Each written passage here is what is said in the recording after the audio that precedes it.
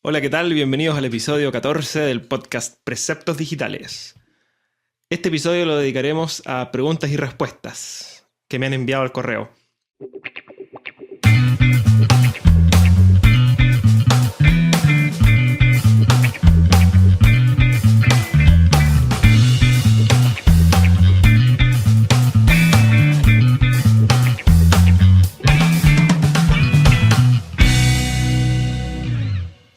Bueno, la verdad es que no me había dado mucho tiempo para responder estas cosas. Algunas las he respondido por mail, pero hay algunas de estas otras que las dejé para responderlas en un episodio. Hoy por primera vez también estoy transmitiendo el episodio en vivo, así que, bueno, es una prueba, se me ocurrió hace poquito, así que no sé si alguien ingresará a estar en vivo, pero no importa porque tengo material todavía. Solamente estoy probando que funcione el sistema de mixlr.com, que parece que es bastante bueno. Permite poder conversar, o sea, en el fondo, emitir un podcast y además que haya gente que se una y chatee. En el fondo lo escucha en vivo y puede hacer preguntas y acá hay un chat que yo voy a estar mirando. Bueno, partamos. Tengo algunas consultas que me han hecho. Por ejemplo, vamos a partir con esta que tengo acá, la más antigua que tengo, de Kevin Enríquez. La verdad es que la pregunta está un poco confusa, pero voy a leerla y luego contesto lo que considero que debería responder. Dice, buenas tardes, mi pregunta es con respecto a si existe algún estándar o recomendación para las URLs de mi proyecto. La cuestión es la siguiente, estoy desarrollando un proyecto para una fundación que requiere de un sistema basado en la web que debe ser informativa y a su vez controlar algunos procesos. Dentro del proyecto hay módulos que deben poder crear, modificar, eliminar y buscar, lo básico de varios módulos. Y estoy utilizando mod rewrite sobre escritura de URLs. ¿Existe acaso algún estándar a seguir? Cuando hago búsquedas cuando hago búsquedas envío los formularios con el método post. Al paginar los resultados, las variables no están en la URL. ¿Las debo cargar en variables de sesión? Espero entiendan mi inquietud. Gracias. Bueno, Kevin, lo extraño de la pregunta es que al principio dice ruteo de proyecto CodeIgniter. Supongo yo que a eso está enfocada la pregunta. Bueno, la verdad es que yo siempre he dicho, yo no soy de usar mucho framework. CodeIgniter lo conozco, pero no lo usaba en profundidad, así que... Pero me imagino que bueno, aquí la respuesta mía va en la mecánica de cómo funciona web en general, no CodeIgniter. Y bueno, si se puede aplicar después a CodeIgniter, genial. Pero en la práctica, lo que entiendo acá es que teniendo algún administrador de contenido, Kevin está buscando generar URLs amigables y preguntando si es que existe alguna nomenclatura o forma como estándar. Que se siga, en el fondo, que generalmente se haga de una manera estándar este tema de las URL amigables. A mí me ha pasado más de alguna vez que también me he hecho esa misma pregunta, si es que es la misma, porque después pregunta qué pasa con los datos que se mandan método post, por ejemplo, o los datos que se envían, que si no están en la URL. Claro, este es el tema. Las variables que se mandan por método post nunca están en una URL porque el método post, en el fondo hay dos envíos de método de formulario que son los estándar, método get y método post. Todo lo que yo mande por método get va a ir en la URL arriba. O sea, en el fondo, si estoy enviando a formulario.php, va a ir formulario.php, signo de pregunta, y van a empezar a ir variables separadas por ampersand. Va a decir, no sé, variable 1 es igual a, no sé, hola, variable 2, o sea, ampersand, variable 2 es igual a chao, variable 3 igual, etc. Separadas por ampersand. Ese es el estándar. Claro, si no se ven las URLs, perdón, no se ven las variables en la URL, es porque probablemente están enviadas por método post. Y eso es bastante fácil de descubrir, que una vez que se llega a la página de destino, si uno aprieta actualizar, el navegador debería pedirme reenviar los datos, que en el fondo lo que está haciendo es reenviar el formulario con los datos que van por detrás método post. Bueno, lo que me ha pasado a mí también, yo tengo un sistema de administración y cómo hacerlo con las URL amigables. Hay dos temas. Uno es que no es necesario. Primer asunto que yo me he dado cuenta a lo largo del tiempo. Es innecesario porque en el fondo las URL amigables, bueno, si bien son para que los humanos entiendan y recuerden más fácilmente dónde estaban, gran parte de eso, el fondo, es para trabajar con los buscadores. Y si estamos en un sistema de administración, disculpen, que requiere usuario y clave, en el fondo Google, por ejemplo, nunca va a entrar a este sistema y nunca tiene nada que indexar acá porque no va a tener nada que indexar. No nos interesa que indexe. Entonces, en la práctica, la URL amigable da lo mismo porque esas se crearon por un tema de posicionamiento. Entonces, yo no me complicaría mucho la existencia. Haría un sistema, si es que tuviese que generar un sistema manual, haría un sistema que las variables, por ejemplo, no sé, tengo que, en la parte donde dice crear, modificar, eliminar, buscar, qué sé yo, editar.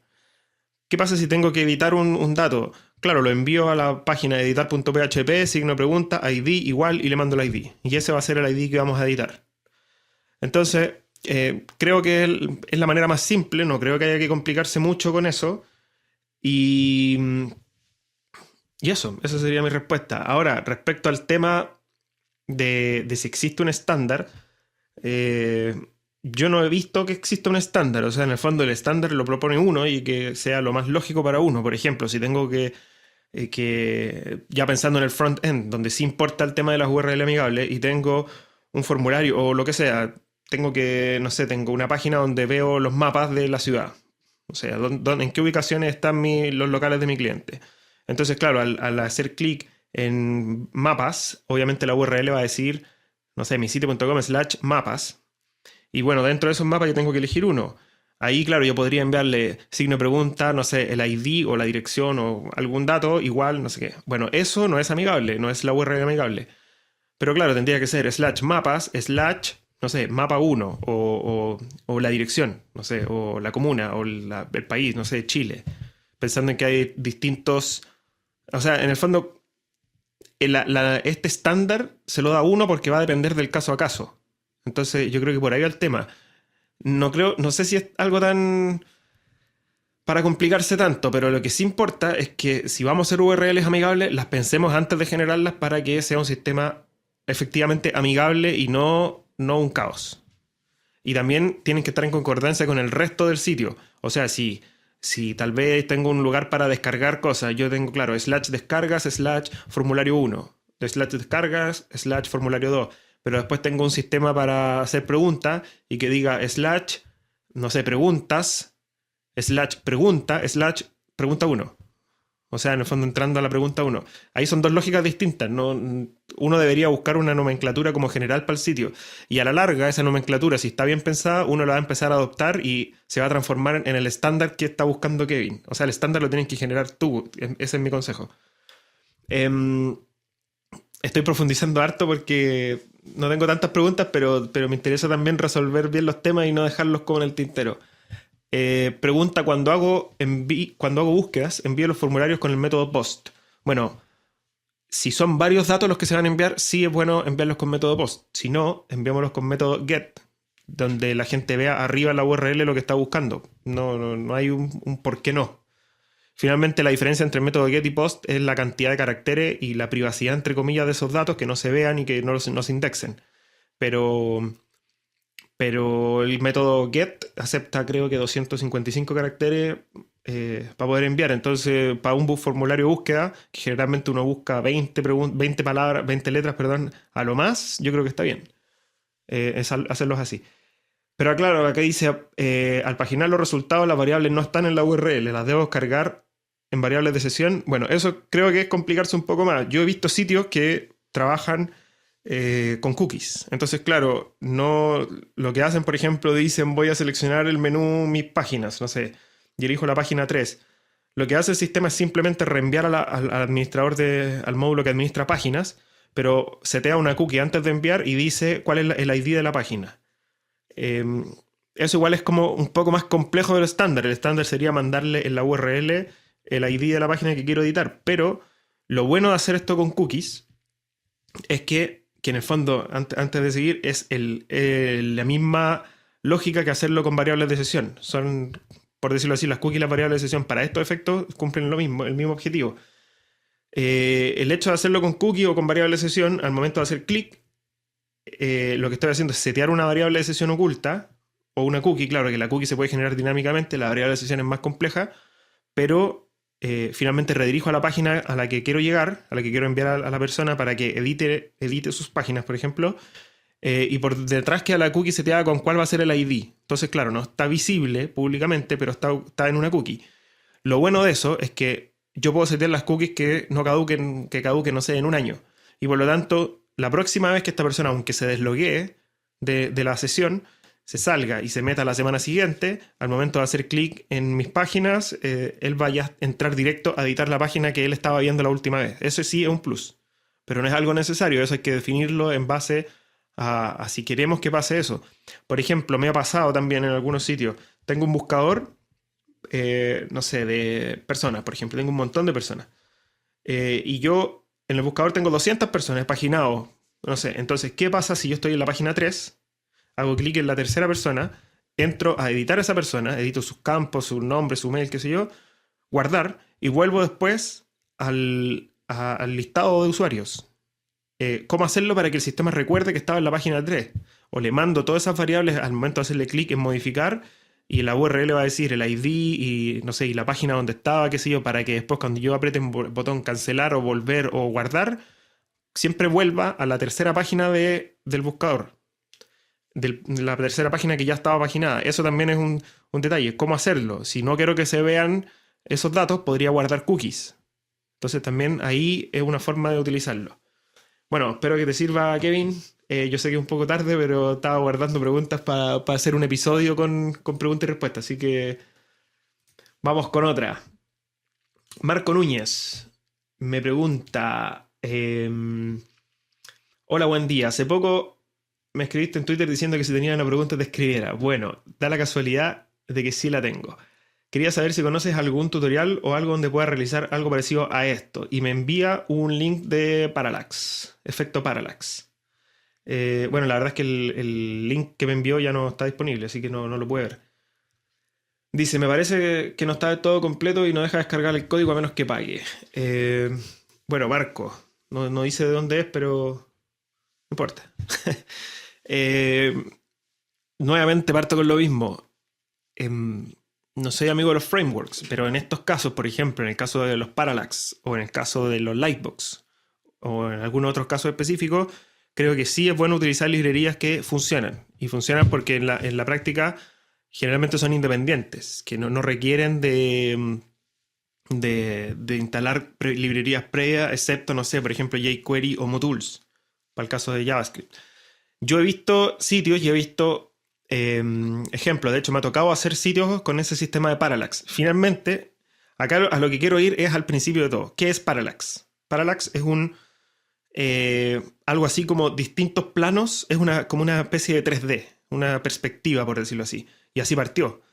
Claro, era un efecto en que yo tenía un plano al fondo que se movía súper lentamente con el movimiento de mi mouse, y sobre este venía un segundo plano y un tercer plano y un cuarto plano y un quinto plano, y el que estaba más cerca se mueve mucho más rápido que el que está más al fondo. Es lo que pasa en la perspectiva, en la realidad. Si tengo montañas, por ejemplo, y yo me voy moviendo y más cerca tengo otras cosas, casas y personas, claro, uno se fija que las personas se mueven mientras más cerca están, más rápido, y al yo ir caminando, por ejemplo, si está todo estático, está todo quieto, y si yo camino hacia la derecha, todo se va moviendo, y el plano más cercano mío se mueve mucho más rápido que los que están al fondo, y se produce este efecto de 3D o de realidad en el fondo. Claro, ese es el funcionamiento del Parallax. Existen librerías de jQuery o Motools, que son los que a mí me gusta usar. Bueno, jQuery no mucho, pero claro, lo que uno podría hacer sería instalar primero una de estas librerías y con esto comenzar a trabajar. Yo lo he solucionado. De hecho, yo hice un sitio con sistema Parallax, pero algo así como artesanal, entre comillas. Lo que hice fue esto. Pensé en estos planos, distintos planos. Y yo quería conseguir un sitio. Que claro, después de este efecto de 3D cuando yo movía el mouse, esto a alguien se le ocurrió llevarlo a un sitio y ahora resulta que parece plaga porque están todos con la misma idea, que en el fondo ya a esta altura ya no tiene novedad, ya no es novedad. Uno se mete a sitios de agencia, de diseño o de creatividad y son todos los sitios iguales, todos los sitios con Parallax, tampoco es la idea. Pero bueno, no estoy criticando eso, está bien, si quieres hacer un Parallax, la pregunta es cómo hacerlo. Y ahí está uno de los temas. A mí lo que se me ocurrió es que yo generé un carrusel de imágenes. El típico carrusel que uno le hace clic en siguiente o que avanza automático. Yo lo programé el carrusel de imágenes, pero en este caso, por ejemplo, no sé, uno lo puede... yo hice como bloques de secciones, ¿cierto? Entonces, lo que hice fue generar un carrusel que era vertical, un carrusel de imágenes, pero resulta que este carrusel tenía, no sé, 5000 píxeles de largo, hacia abajo. Y en el fondo, cuando yo hacía scroll con el mouse o scroll con el navegador, lo que estaba haciendo era navegando por estos 5000 píxeles. Lo que hice, bueno, y esto se hacía con programación, con JavaScript. No es solamente el scroll.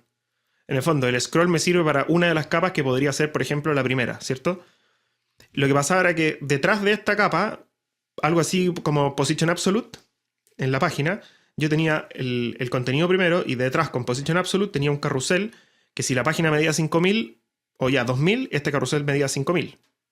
Por lo tanto, yo primero sacaba el porcentaje de cuánto scroll tenía. O sea, en el fondo, si voy en la mitad, el carrusel que va detrás debería también ir en la mitad. Y obviamente, si el carrusel de atrás mide 5000 y mi página mide 2000, yo tengo que sacar con JavaScript Hoy se me olvidó. Tengo que sacar con JavaScript el porcentaje de si vamos en el 50%, convertir de esos 5000, obtener el 50%. Y luego hacerle un scroll manual por JavaScript a ese carrusel que va detrás. Esa era mi solución.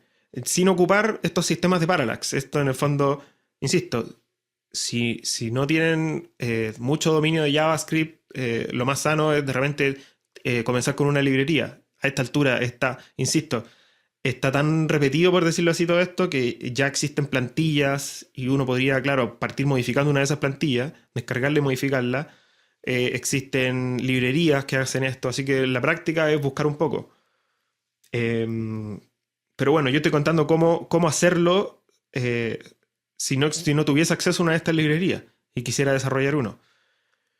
Mi consejo, mi respuesta directa a Marco sería: busca una librería, googlea y según el sistema que vaya a utilizar de JavaScript, la librería, selecciona una. Pero mi respuesta más allá es eso. Yo lo solucionaba así. En el fondo, un nivel, que va a ser la página en sí con su scroll normal. Un segundo nivel, que es como una especie de carrusel o algo. Pensemos en un div. En un div largo, que está con Position Absolute al fondo y parte arriba posicionado en el 0. Que cuando yo haga scroll con el mouse, el sistema va a ir bajando la página y cuando llegue al 100%, en el fondo al final, yo haga el cálculo para que este div gigante que va abajo también llegue al final. Entonces se mueva a otra velocidad, por decirlo así. Si el scroll normal aumenta a 5, que este aumente 10 o 15. No sé, depende del tamaño. Pero esa es la solución. Y ahí uno puede comenzar a agregar una tercera capa y una cuarta capa. Lo importante sí es la transparencia, si no, no se produce el efecto parallax. Hay páginas, por ejemplo, que son opacas, por decirlo así, que tienen fondo, pero hay ciertas partes de la página que son transparentes. Y dejan pasar, por decirlo así, dejan un vacío donde se ve por detrás del otro. Bueno, esa es mi respuesta en cuanto al tema del parallax. Vamos con otra pregunta. Bueno, yo el tema del carrusel, es que claro, porque yo lo que he hecho es generar una librería como tipo de galería que avanza de izquierda a derecha. Cuando uno le pone siguiente, avanza como que fuera un carrusel. Así lo denomino yo y siempre he hablado así.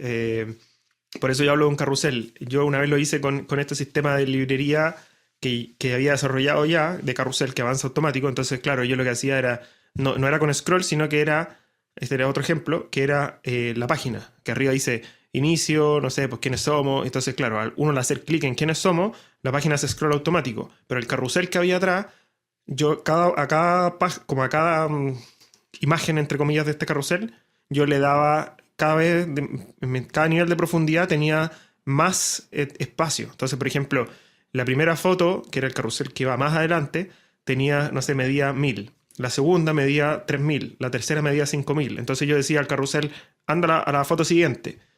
Y claro, esta foto podía ser texto, foto, lo que fuese, pero para efectos de decirle al carrusel era lo mismo. Anda a la número 2. Y los tres iban a la número 2, pero cada uno, como el del fondo era de 5000, avanzaba más rápido que el de arriba y así. Entonces, bueno, ahora me doy cuenta, lo puse al revés. El más alto, el con más tamaño, era el que iba más arriba. Después el de 3000 iba al medio y el de 1000 iba abajo. Entonces, para avanzar esos 1000, el carrusel que iba más al fondo, los tres se movían, pero el de más al fondo se movía más lento que el que estaba más arriba, que medía 5000. Entonces ahí se producía el efecto del parallax. Cuando es con scroll, se hace con el cálculo del porcentaje y se le avisa a los otros que tienen que avanzar un cierto porcentaje de su tamaño. Bueno, otra, Sebastián Lagos. Hola, de antemano felicitarte por las buenas canciones que has estado creando y obviamente no detengas ese trabajo. Bueno, eso probablemente no sepan, pero soy músico también. Y he estado haciendo canciones últimamente porque tengo en mente sacar un disco. Así que muchas gracias, lo tiene que haber visto por ahí él. Ahí puedo publicar el link si a alguien le interesa. Bueno, pero preceptos digitales, enfoquémonos. La pregunta dice, quería consultar si puedes realizar un video relacionado con el diseño responsive. ¿Cuáles son los frameworks que utilizan los front-end y cómo se puede hacer sitios pensando en la música? Bueno, son varias preguntas al mismo tiempo. El tema de responsive, claramente lo puedo hacer, es una buena idea, ahora que está tan de moda el tema responsive. ¿Cuáles son los frameworks? Bueno, le voy a dar una vuelta, pero no lo puedo hacer de inmediato. ¿Cuáles son los frameworks que utilizan los front-end? Bueno, y ahí está el tema. Yo no soy muy amigo de los frameworks. Entonces, ¿cómo? Bueno, todas las preguntas digo lo mismo, pero me importa a mí el fondo. Yo insisto, digámoslo así. ¿Cuál es el objetivo de este podcast? El objetivo es algo así como que web sea para todos. Si es que yo me pongo a hablar acerca de un framework en específico o una librería en específica, voy a estar agotando mucho. A mí lo que me importa es el trasfondo, ¿no? Es que alguien que escuche este podcast en 2 años más no haya quedado obsoleto. Diga, no voy a escuchar los primeros episodios porque ya no sirven. No. O sea, mis respuestas están enfocadas en cómo se hacen las cosas para que, independiente de la librería, puede ser que en 2 años más existan otras librerías, ya no exista el framework que yo hable ahora, por ejemplo. Por eso no me gusta.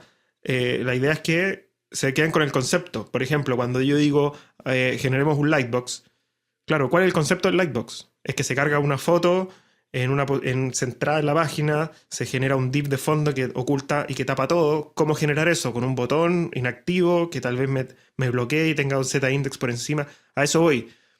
Si es que yo estuviese, por ejemplo, yo entro a trabajar en una empresa, Google, digamos. Y claro, Google dice, a mí me encarga como programador, genera en esta página un lightbox. Entonces yo voy a decir, voy a usar este lightbox de jQuery. No, porque nosotros somos una empresa que desarrollamos y no quiero, inventa tú uno. A eso voy. Hay situaciones en que uno no puede usar librerías externas o que tal vez no sé, por ejemplo, a mí me dicen, no, es que usa Prototype. No, ni MooTools ni jQuery. Y yo no conozco ninguna librería o no encuentro ni en la librería, tengo que generar mis propias cosas. Eso es lo que me importa a mí. Cómo entender los conceptos que hay detrás para poder, en el caso de ser necesario, generarla. Y no, por último, si es que voy a usar una librería, entender qué hay detrás de esa librería. O sea, porque por último, si yo tengo que modificar algo, ya sé por dónde comenzar. Eso es lo que me importa a mí, entender qué hay detrás, no la herramienta. Por lo mismo, todas las preguntas que me envían y que me piden herramientas no las respondo o como vemos acá, yo estoy dándole otro enfoque porque no me importan las herramientas, porque las herramientas son, o sea, en el fondo lo que importa es el programador, no la herramienta. A mí me pueden pasar cualquier tipo de computador y yo debería poder desarrollar lo que fuese. Entonces esa es la idea. Esa es la diferencia entre un buen desarrollador y un mal desarrollador. Si ustedes están en una empresa ocupando siempre una librería, qué sé yo, y se cambian a otra empresa, ¿qué va a pasar? Que no, si les dicen, bueno, aquí no usamos este framework o esta librería, aquí usamos esta otra. Y hasta ahí más van a llegar. Entonces, ¿cómo hacerlo? Así lo que importa es cómo siempre tener en mente como los conceptos que hay detrás. El cómo. Bueno, foco de nuevo. me explayo mucho. Iba. ¿Cómo se puede hacer sitios pensando en la música? Esta es una tercera pregunta que tenía. Bueno, esperen, con respecto a cuáles eran los frameworks que se utilizaban en front-end.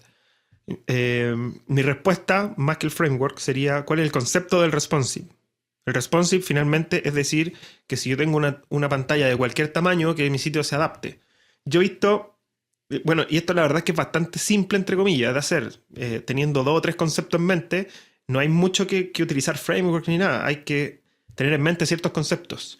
Por ejemplo, que todos las imágenes, por ejemplo, no sé, no estén medidas en píxeles, sino que, claro, yo las genere de un tamaño X, pero yo maqueteo, como por decirlo así, al 100%. Y luego yo voy trabajando con porcentajes. Por ejemplo, para el tema de las imágenes, el banner principal que va a ir en el sitio.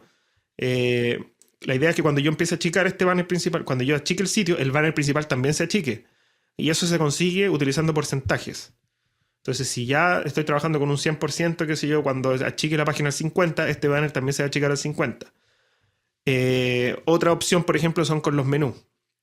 Los menús, el típico menú principal, la que va arriba, qué sé yo, que tiene 5 o 10 opciones, uno tiene que pensar que en algún minuto yo empiezo a achicar y claro, esto tiene una variación, o sea, podría adaptarse con en un cierto rango, pero va a llegar un momento en que este menú se va a empezar a salir de la pantalla porque van a ser, no sé, 6 palabras hacia el lado y ya no puedo achicar más la pantalla. En esos casos, lo que se hace es empezar a combinarlo con JavaScript. Y una de las formas de combinarlo es que, eh, por ejemplo, cuando el sitio supere, entre comillas, los 640 píxeles, pero hacia abajo, por eso digo supere, pase, no sé, estoy en 800, 700, 600, pasé los 650 y por lo tanto ahí yo le digo, ahora ya que el menú no sea el típico menú hacia el lado, sino que se transforme en un combo box, en un select. Y empezar a hacer cambios. Y eso ya se puede empezar a conseguir con JavaScript. Entonces, cuando tratamos de hacer un sitio responsive, lo ideal es primero tener porcentajes, trabajar con porcentajes y van a ver que hay ciertas cosas, no todo, o sea, por ejemplo, si tengo párrafos, tengo div con contenido, todo eso se va a ir adaptando automático. Si tengo, no sé, un buscador o un catálogo con cajas que flotan, esas cajas que flotan, si flotan toda a la izquierda, qué sé yo, se van a ir adaptando automático. Pero hay cosas, no sé, el logotipo, algunas ciertas cosas que no se adaptan o que cuesta mucho. Y ahí ya tenemos que entrar a meter JavaScript. O también puede ser con CSS. Por ejemplo, hay una forma en que el menú principal, yo genero un menú principal como ULLI, por ejemplo, que floten a la izquierda, con un menú con fondo, con botones, los típicos menús. Y también lo genero oculto en un div style display none. O genero un combo box, un select. Y este está oculto. Entonces yo por CSS puedo decirle que cuando la pantalla sea menor a 640 píxeles, estoy dando un número cualquiera, cuando la pantalla sea menor a ese número, que haga que en el fondo el div con el menú principal se haga display none y el div con el select se haga display block. Y ahí hacemos una conversión. Entonces uno empieza a navegar por el sitio, empieza a achicar o agrandar la pantalla y funciona perfecto. Esa sería mi respuesta respecto a los sitios responsive, pero sí quiero agregar otro tema. Hay un truco que yo descubrí hace muy poco, que es algo así como una especie de responsive falso. Y yo lo implementé en un sitio, en un minisitio que tenía una pura pantalla, era para un concurso. Entonces lo que pasaba era que me pedía un formulario, era una pantalla, un concurso, ingresa tus datos para participar y después con Ajax al enviar se enviaba con Ajax por atrás y se cargaba el éxito o el mensaje de error. Y eso era todo. Entonces, ¿cómo hacerlo para que fuese responsive? Y empecé a averiguar y hay una propiedad de CSS que se llama zoom. Si ustedes se fijan, a todo el sitio uno le puede poner zoom, por ejemplo, zoom 1, y eso corresponde al 100%. Si yo le pongo zoom 1.2 o ya empiezo a trabajar con porcentaje, esto se agranda el sitio. Y lo bueno es que esto funciona en todos los navegadores, incluyendo Explorer 6. Yo, todos los tips que deo, estas cosas que dé, van a ser siempre para todos. Yo trabajo hasta el día de hoy, todo lo que maqueteo se ve bien en el último navegador, Firefox, Chrome, que sea Explorer, y además se ve bien a todos para atrás hasta Explorer 6. Ese es como el estándar.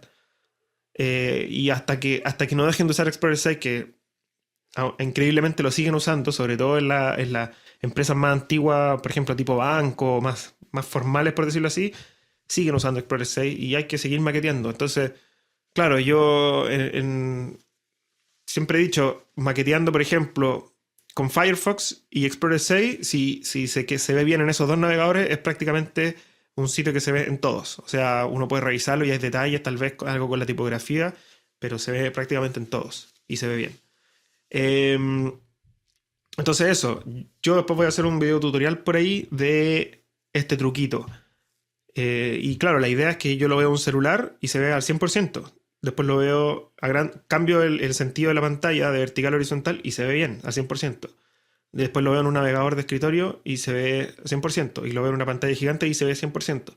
Incluso uno puede realizar ciertas limitaciones, por ejemplo, decir si es que la pantalla está, no sé, tal vez alguien lo ve en una pantalla Full HD 1920 por 1080, pero si ya se empiezan a pixelar las imágenes, yo puedo limitar por JavaScript y decirle si es que el tamaño del zoom es mayor a 1,5, manténlo. Así que bueno, eso es un tema interesante que podrían averiguar si quieren, por mientras, hasta que algún día yo genere el video. Bueno, me tengo que apurar. En esta cosa del MixLR, el cubo espacio es para generar 1 hora. Así que ya vamos en, no sé, me quedan 28 minutos. Más de 30 minutos ya. César Vázquez de Colombia pregunta: mi pregunta es por dónde empezar al momento de crear una empresa que brinde diseño y desarrollo web, y cómo ser diferente a la competencia o tener un plus. Bueno, esa es muy buena pregunta. Más que por una empresa, porque probablemente, si no todos, muchos se han preguntado en algún momento cómo sería trabajar freelance, pero realmente freelance, o tener una empresa, o montar una empresa. Bueno, a mí, yo en algún minuto lo hice, monté una empresa, yo trabajé en empresa, contratado, y después decidí montar una empresa con un socio en un principio. Y la verdad es que funcionó bastante bien, es mucho trabajo, mucho, mucho. Pero claro, el trabajo es porque, ¿cuál es el problema? Es que una empresa cuando está partiendo, o sea, el primer consejo que le doy a César es decidirlo. Decidirlo 100%, ver si uno puede. Uno tiene que estar dispuesto, es como ir al casino. Uno tiene que disponer de una cierta cantidad de dinero y de tiempo y de ganas para poder comenzar con una empresa. Y en algún minuto uno tiene que decidir si lo puede arriesgar todo o no. ¿Qué pasa si es que pasan? O sea, ¿cuánto tiempo me voy a dar? ¿6 meses? ¿3 meses? ¿Un mes? Hay que ser demasiado exigente para darse tan poco tiempo, pero 6 meses, por ejemplo, podría darme y preguntarme, bueno, ¿qué pasa si en estos 6 meses no me resulta? O sea, tengo dinero para mantenerme 6 meses tratando de trabajar y si no me resulta, tengo que estar dispuesto a haberlo perdido todo, que es una posibilidad, puede ser. Pero en la práctica, cuando uno trabaja a conciencia y trabaja bien y quiere hacer las cosas bien y se plantea bien los temas, las cosas funcionan. Entonces, ¿por dónde empezar? Bueno, lo primero es definir la empresa y definir qué se va a hacer, en qué uno se va a especializar. Obviamente al principio cuesta mucho eso porque uno no lo tiene claro. O sea, uno dice, claro, yo quiero tener una empresa y quiero dedicarme a web. Pero web, hay miles de variables alternativas y claro, ramas de web. Uno podría dedicarse a hacer sitios web. Otro podría dedicarse a hacer programación para empresas tipo banco, cosas más duras. Después alguien podría decir, no, es que yo quiero trabajar con proyectos de startup, o yo quiero generar aplicaciones, o yo quiero hacer diseño, desarrollo, maqueteo, HTML, no sé. Lo bueno de esta carrera de web es que hay demasiado campo, mucho. Entonces, lo primero es definirse como empresa. Y lo bueno es que esto va a ayudar a ciertas cosas como, por ejemplo, saber a quién ofrecerle mi trabajo. El otro tema, y que es yo creo que es la piedra angular de todo, es definir los valores de mi trabajo. Si yo sé que trabajo bien, yo obviamente tengo que empezar a cobrar caro, pero el problema es que hay demasiada competencia. Entonces, soy una empresa que está recién partiendo y que no tengo clientes. Entonces, si yo quiero cobrar caro y me van a preguntar, bueno, muéstrame tú qué has hecho, qué experiencia tienes tú. No, es que no tengo nada.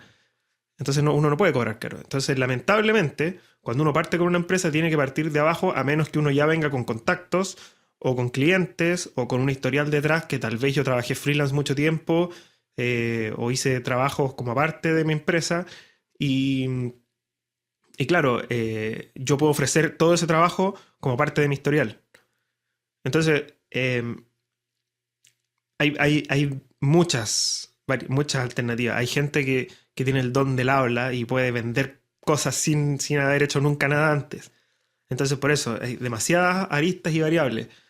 Em, pero claro, una empresa que brinde diseño y desarrollo web, lo importante es definir a quién vamos a ofrecerle nuestros productos, a qué precio se los vamos a ofrecer, y sobre todo tener un plan B. ¿Qué voy a hacer mientras no lleguen estos productos? Si somos tres personas o soy uno solo, claro, si soy uno solo, ¿qué voy a hacer? Me voy a dedicar a enviar mail a todos los que conozco, por ejemplo.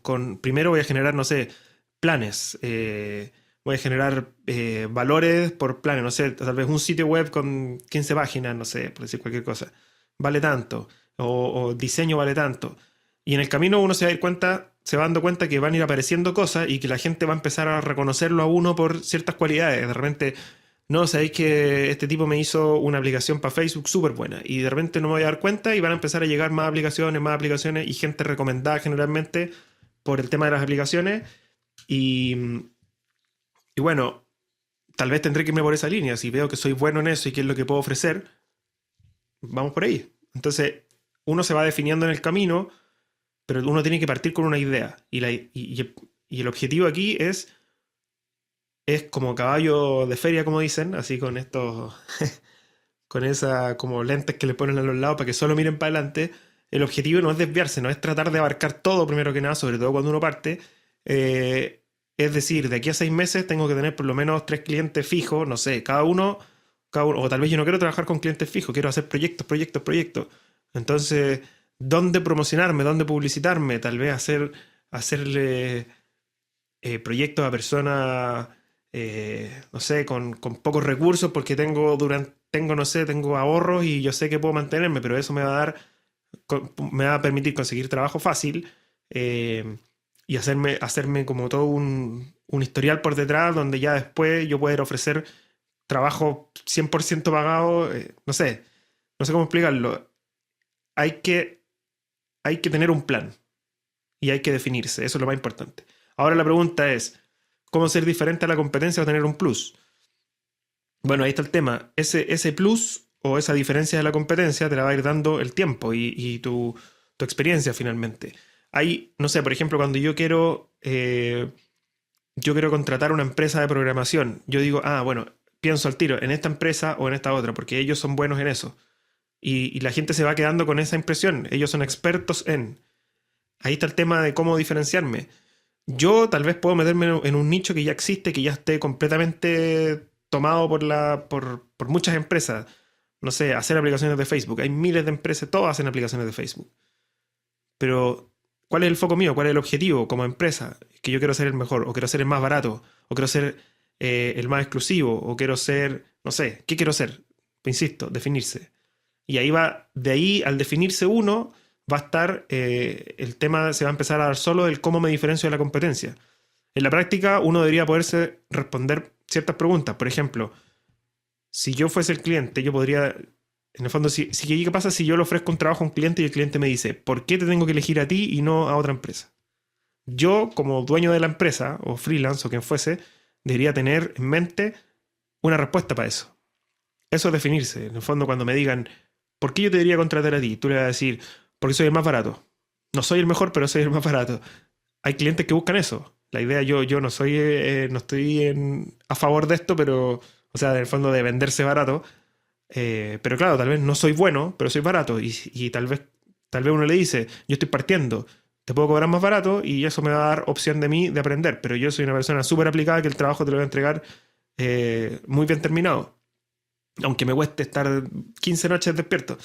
Bueno, no sé, ahí ya me estoy comenzando a diferenciar. Tal vez no de la mejor manera, pero ya me estoy diferenciando y en el fondo mi trabajo, cuánto yo quiero, o sea, cómo quiero hacer mi trabajo. Si yo lo quiero hacer bien, lo quiero hacer barato, lo quiero hacer rápido. Tal vez hay clientes que buscan ciertas cosas. Entonces, insisto, hay que definirse. Ahí está el tema. Ese es mi consejo. Bueno, vamos a pasar a otra pregunta porque ya no me puedo extender tanto más. La última. Jaime Alberto Rodríguez dice: buenas, espero se encuentren bien. Mi pregunta es sobre la realización de un podcast sobre productos tecnológicos. ¿Qué datos debe tener como primera medida la persona que va a hacer el podcast? ¿Se podría hacer un podcast estilo review, video? ¿Y cuál sería la finalidad? Por último, ¿cuál es la mejor manera de empezar a emprender con esto de los podcasts? Bueno, creo que puedo dar la respuesta a esto porque hace poco yo comencé con esto de los podcasts, hace algunos meses. Y también me hice estas mismas preguntas, en el fondo, bueno, algo más técnico. Respecto a tu pregunta, Jaime, primero, ¿qué datos debe tener como primera medida la persona que va a hacer el podcast? Primero que nada, uno tiene que tener dominio de lo que va a hablar o de lo que va a hacer.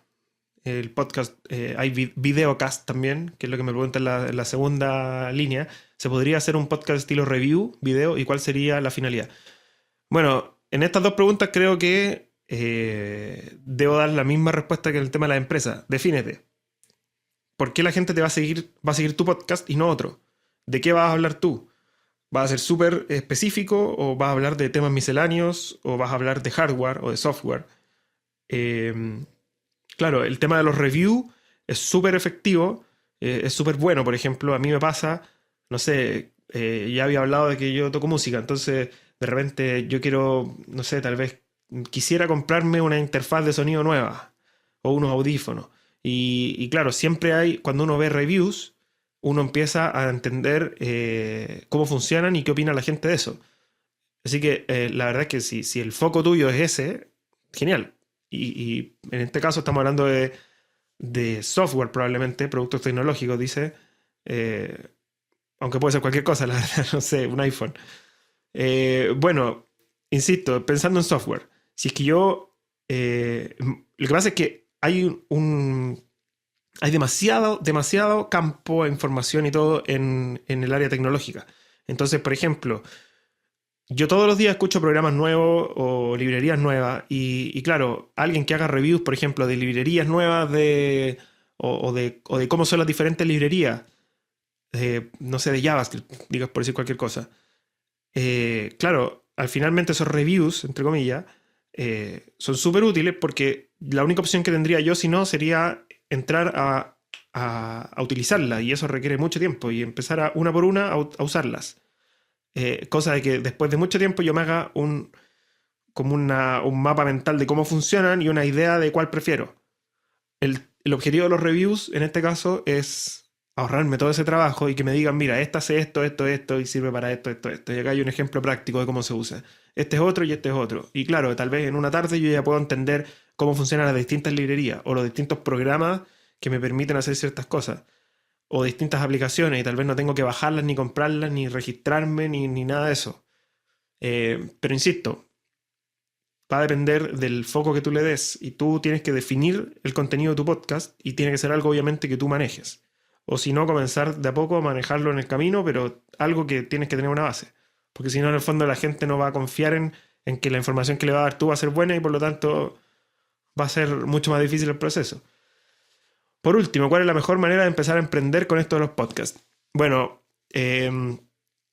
yo lo que hice para el caso de un podcast, para poder generar algo rápido y que funcione bien, partí con un WordPress. Instalé un WordPress, hay una página que se llama Blueberry, pero sin la E, blueberry.com, que lo que hacen ellos es entregar un sistema de estadística a ofrecer.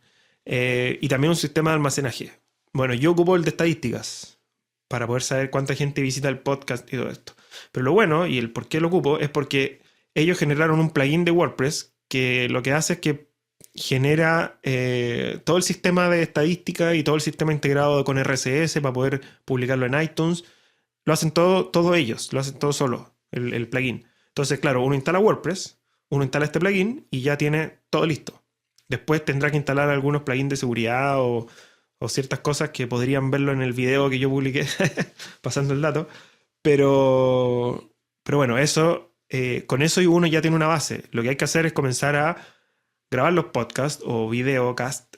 Por ejemplo, yo lo que hago es grabo, bueno, tengo obviamente el micrófono, lo paso al computador, la interfaz y después le pego le pongo algunos efectos no efectos, eh, un gate, que es en audio es para eliminar todos los ruidos de fondo. No sé, por ejemplo, acá suena mi computador y ustedes probablemente no lo escuchan. O hay niños gritando en la calle y tampoco lo escuchan. Eh, entonces, bueno, comienza, no sé, un noise reduction para eliminar el sonido, el ruido de fondo, todo eso que se escucha siempre. Un limitador para poder subir el volumen de la voz y dejarla parejita y al máximo, sin saturar el audio. Bueno, eso, no mucho detalle, pero claro, uno lo que tiene que hacer finalmente es tener los elementos para poder grabar. Si va a ser con video, grabar también con video. O incluso, por ejemplo, uno podría generar un podcast con el teléfono. Uno se mete, por ejemplo, para evitar mucho sonido, uno se mete dentro de un closet que tiene mucha ropa y por lo tanto tiene buena aislación. eh, y adentro del closet uno podría, con el mismo micrófono del iPhone o algún otro teléfono, grabar, comenzar a grabar y hablar, y luego eso se publica. No hay que complicarse mucho. Yo tal vez me complico más porque me gusta el tema, pero ya con eso, con el fondo, de alguna manera de grabar el audio, incluso he visto gente que graba, he escuchado podcast de gente que graba con el micrófono del mismo notebook, eh, y no editan mucho, lo suben nomás en el fondo, si lo que importa más allá de la calidad del audio y del contenido. Eh, Eso, más WordPress, más algún plugin que permita manejar podcast, que hay varios. Yo recomiendo ese eh, de Blueberry. Y bueno, y algún sistema de estadística que